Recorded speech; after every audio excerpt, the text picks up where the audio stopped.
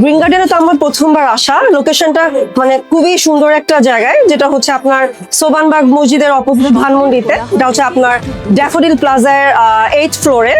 আর প্রথমত আমি যেটা বলবো যে পরিবেশটা খুবই ভালো, খুবই সুন্দর। মানে এটার মানে ভাইবটা, অ্যাটমসফিয়ারটা এত ভালো, যে কোনো ধরনের আপনার অনুষ্ঠানের জন্য আমি মনে করি খুবই পারফেক্ট একটা জায়গা। আর খাবারগুলা অবশ্যই আমি যেটা বলবো, আইটেমগুলা একদম স্পট অন।